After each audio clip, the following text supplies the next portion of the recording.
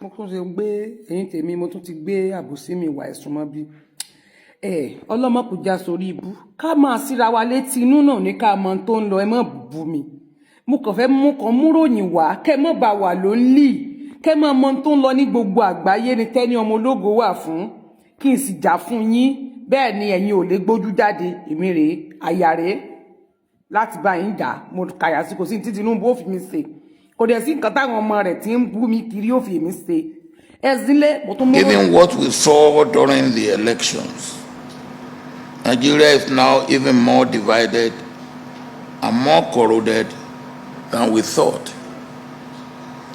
This places a deep onus on any administration following the current one to urgently facilitate the process of national moral rearmament and national reconciliation that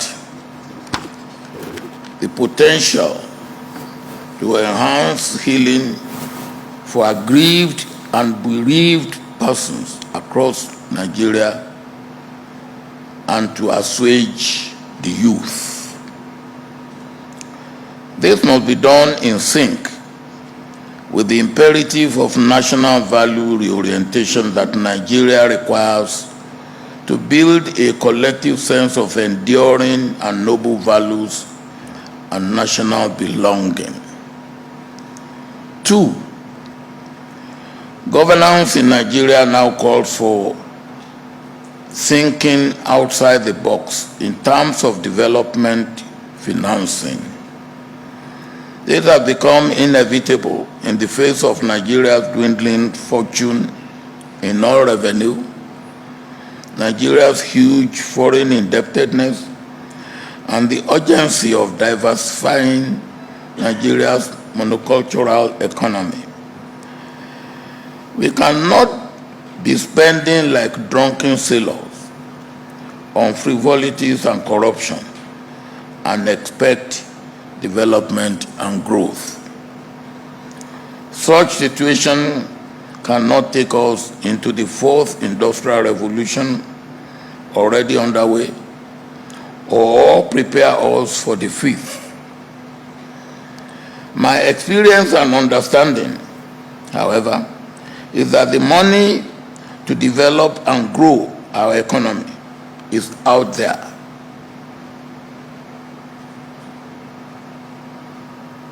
If we provide conducive environment for it to come and stay. 3, political will, political action, and administrative efforts must be invested on reforming the public service into a capability-ready institution that could enable Nigeria's development agenda beyond 2023. All these and more are necessary to correct and not to repeat the sickening and painful show of shame which the elections of 2023 generated into. Let me conclude by stating clearly that I am now too old to keep quiet and watch Nigeria seemingly clueless lurch into a dystopia. All efforts are now required from all well-meaning and committed patriots to rescue the nation from the precipice. And when I look at the audience, I have a feeling that among the people who can do it and who must do it are some of you here. And that becomes my own personal obligation to continue in my relentless service as letterman, dedicated in my twilight years to saying the truth as I see it, so as to push Nigeria in the direction of our collective aspirations. And what is our collective aspiration? Or what are our collective aspirations? A better society where all Nigerians can become what the Almighty God has destined them to be. At times like this, some of us have to adopt the attitude of being known to be blind and not being afraid of the dark. But we must continually work for the light for all. Once again, I congratulate you, Tunji,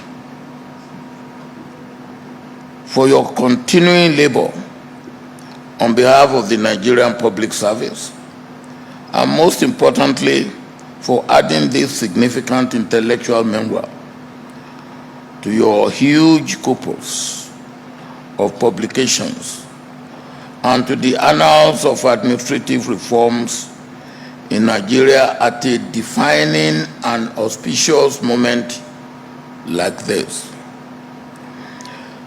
This memoir must find its way into all federal and state ministries, as well as the national libraries in Nigeria.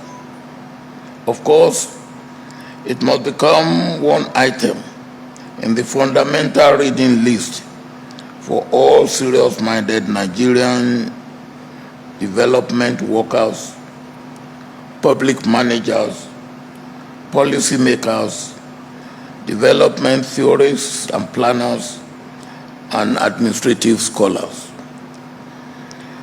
I want to sincerely appreciate Patrick. Where is he? Oh, it's when I call you, you are going to the chairman. Listen to me.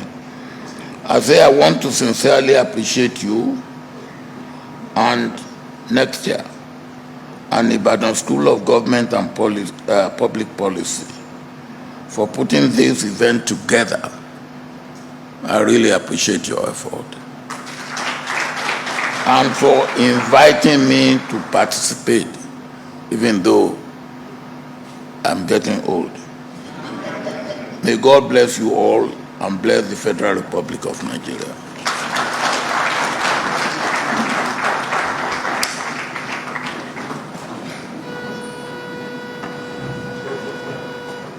Because I say I'm getting old.